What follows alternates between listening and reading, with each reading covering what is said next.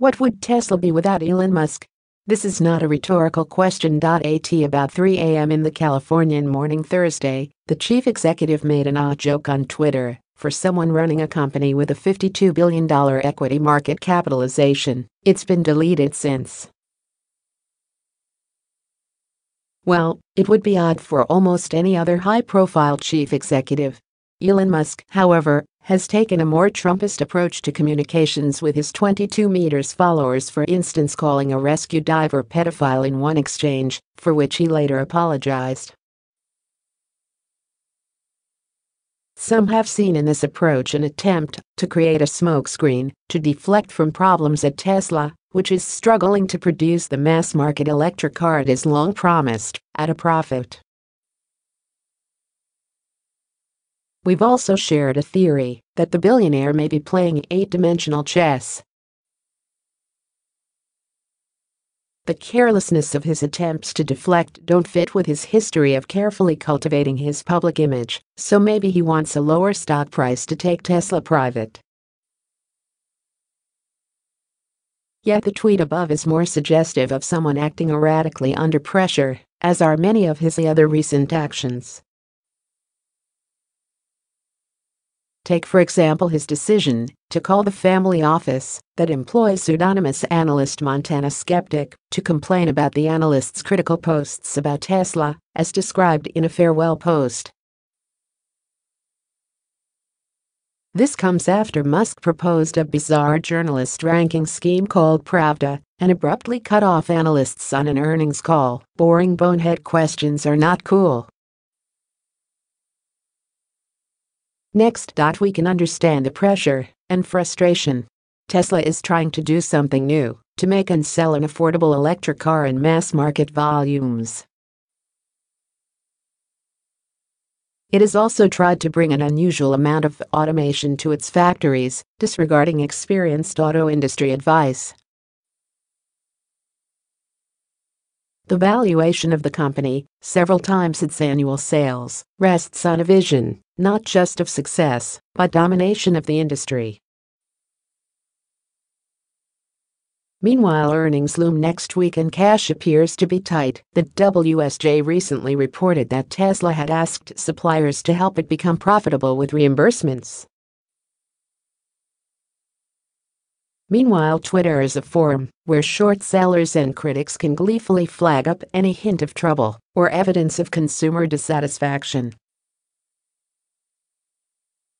We've also thrown our billions of blistering barnacle series into the mix, adding to the 500,000 critical articles out there.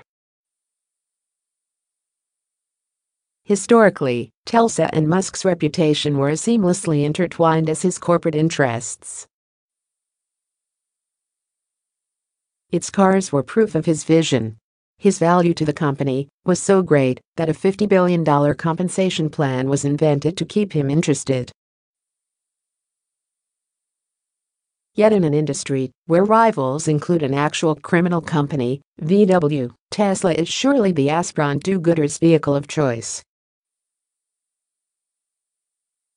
The car is fast, clean, and high-tech, so its buyers can feel like they are paying for a better future.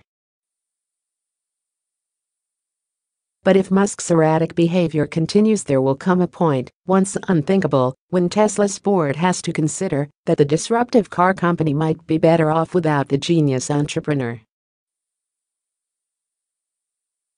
A final straw could be a cash crunch that forces Tesla to raise fresh equity, after Musk has said repeatedly no such fundraising would be necessary this year. Further production difficulties could also be a catalyst. Several senior staff members have departed this year, and a controversial memo which threatened those in the supply chain who can't keep up described as centralization of decision-making with Musk. The board might also consider the effects of the founder's habit of picking fights.